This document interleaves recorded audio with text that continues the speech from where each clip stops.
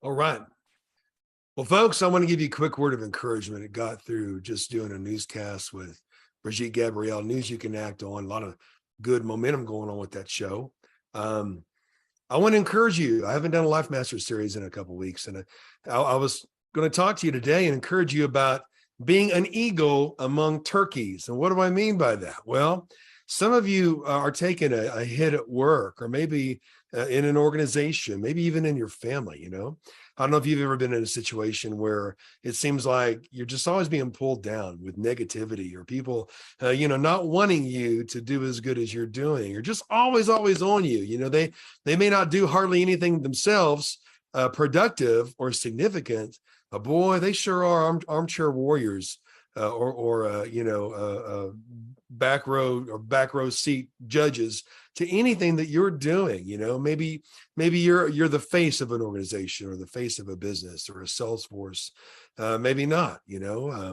Maybe you're just someone who just stands out. Or maybe you're that member of the family that no matter what you do just seems to succeed. And sometimes there's resentment, in situations like that. I don't know, but I had a friend.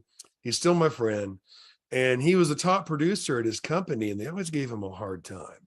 Always seemed to try to make things difficult for him. And I said, brother, let me tell you something. You're an eagle among turkeys.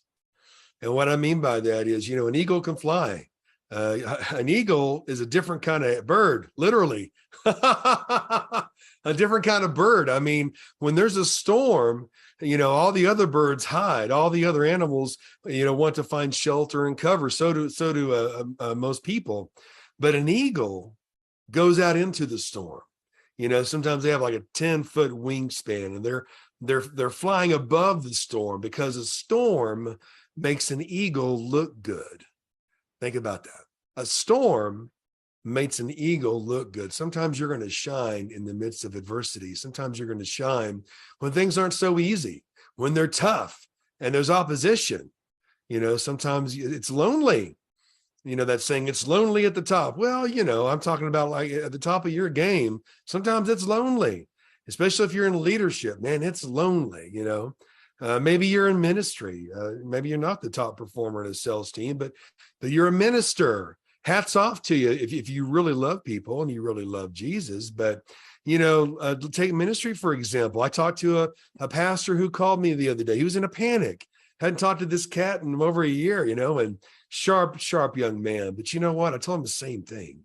Man, you are an eagle among turkeys. It's a whole lot easier for turkeys than when an eagle to stay in the yard, because a turkey has wings, but they can't fly like an eagle.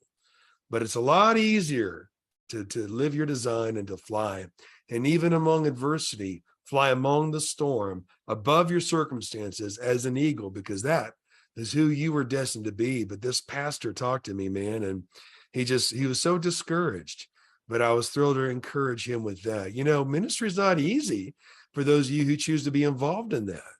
I mean, gosh, in an organization or a sales force, you're always compared to the owner or the manager or the top performer. But in ministry, you're compared to God and each individual person's own perception and woundedness regarding God. When I was an adjunct professor teaching world religions and intro to philosophy 23 years ago, can you believe that?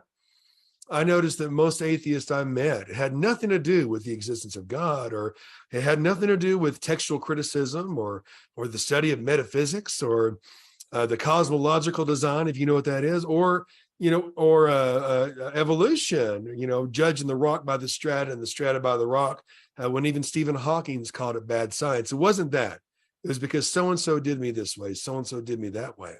In ministry, of any type of leadership in ministry, you get to pay for people's woundedness and expectations of God himself. And again, folks, if you're going to do anything for other people, there will be times in your life where you'll have opposition, times when you're doing the right thing, times when you have up your heart.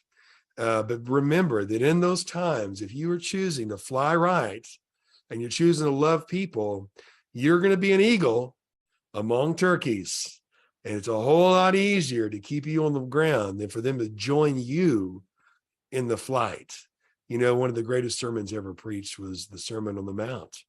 People don't understand that people had to come to Jesus to hear that sermon. They had to make the climb.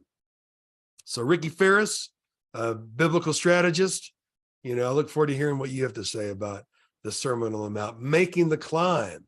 Sometimes people can't climb where you are. It doesn't mean you're arrogant. Doesn't mean you think you're better than them. It just simply means that you're living out your design, and people that are supposed to be in your life on your journey will be there, and people who aren't won't.